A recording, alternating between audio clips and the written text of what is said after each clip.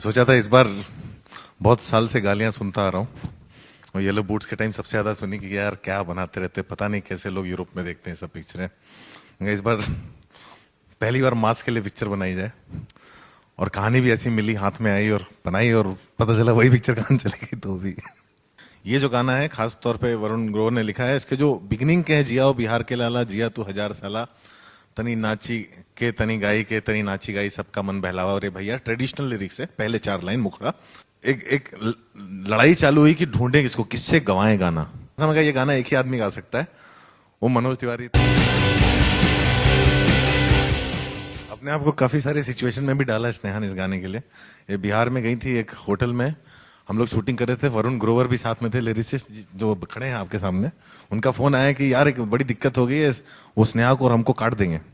बोले काट देंगे, क्यों काट देंगे, हम लोग की जान निकल गई। उन्होंने कहा नहीं होटल में वो स्नेहा ने जाके गाली गलौज कर दी। उनका था कि एक औरत हमको गाली देती, हम काट देंगे। नहीं, लेकिन सबसे मजे की बात थी कि पटना में जैसे ही होटल वाले को गाली मिली तो सबसे पहला उसका रिएक्शन, जो कि सिर्फ पटना में हो सकता है, ये था कि अनपार्लियामेंट्री लैंग्वेज मत इस्तेमाल कीजिए।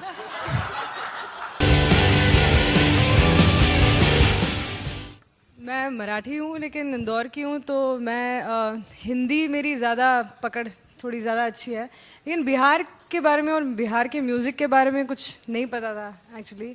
तो पिछले 2 साल से मैं इसमें लगी हुई हूँ, तो अभी काफ़ी बिहारी हो गई हूँ, बहुत सारे गाने बन गए, हील भी बहुत लंबी हो गई है। और फिर मनोज तिवारी जी के साथ जो हमारा पहला प्रमोशनल सॉन्ग है वो रिकॉर्ड हुआ है। ये इतने बड़े हैं अनुराग कश्यप कि अगर सपने में भी नाम आ जाए कि अनुराग कश्यप आपको याद कर रहे हैं तो मैं भाग के चला जाऊंगा। मतलब ये फिल्म चूंकि नॉर्थ में बेस्ड थी तो चाहिए था कि सारे एक्टर भी वही हों जो वो भाषा समझते हो, जो जगह समझते हो, जो इस कहानी की पृष्ठभूमि को समझते हो, जो वहां के हों। कि ये रोल जो है सरदार खान का मनोज बाजपेयी ही कर सकते हैं। Writer of the film Zeeshan Quadri came to me with the story. I think it was such an incredible story सुन के लगता है यार ऐसा थोड़ी ना होता है। उसने कहा होता है सर, और मैंने उसको नकार दिया। तीनों आए, वो 2 राइटर थे, अखिलेश जायसवाल, सचिन लाडिया और जीशान।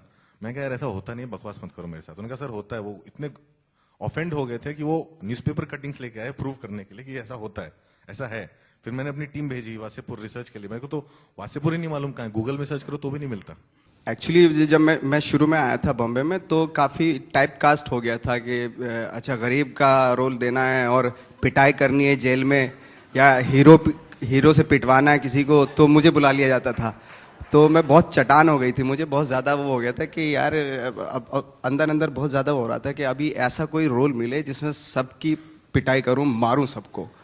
लेकिन ये चीज़ मैंने कभी किसी को बताई नहीं थी। तो अचानक से मैं अपने गांव में था तो इनका फ़ोन आया कि जैसा तू रोल करना चाहता है वैसा है। तो मैंने कहा रोल कैसा करना चाहता हूँ मैं, मतलब मैं तो वही वाला करना चाहता हूँ जो मेरे ही दिमाग में, मैंने किसी को बताया ही नहीं। तो फिर मैं आया और मैंने देखा तो ये तो वाकई वैसे ही रोल है। तो मुझे बड़ा मज़ा आया, बहुत थ्रिलिंग हो गया मैं बिल्कुल कि हाँ अब पूरे ये जितने मेरे 5-6 साल जो गुजरे पिटते पिटते, अब मैं बजाऊँगा इनको।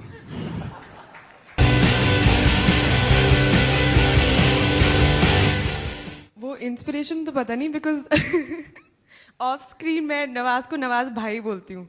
तो वो नवाज, ये बहुत कमाल। नवाज ये पहली फिल्म कर रही थी तो बड़ी डरी हुई थी, तो पहले दिन जाके नवाज को बोलती है नवाज भाई मेरा आपके साथ सीन है। और जियो रे होनहार तनि झूम झाम के, तनि धूमधाम से, तनि धूमधाम से तान सेन बन गा दे रे भैया। गैंग्स ऑफ वासेपुर पार्ट 2 में नवाज हैं, पार्ट 1 में मनोज हैं, जयदीप अहलावत हैं। थोड़े एक दूसरे के पार्ट में भी दिखेंगे ये लोग।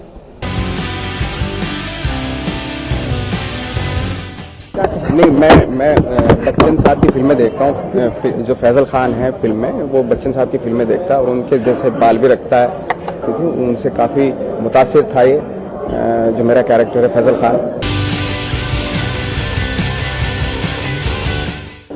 एक्चुअली मैं बहुत थैंकफुल हूँ अनुराग कश्यप जी के लिए, क्योंकि आपको पता है मैं हिंदी फिल्मों में तो मेरा गाना आता नहीं है। हम लोग की एक अपनी दुनिया है और मेरी गायकी का जो उपयोग किया है अनुराग कश्यप जी ने, तो उसको मैं धन्यवाद दूंगा उनको।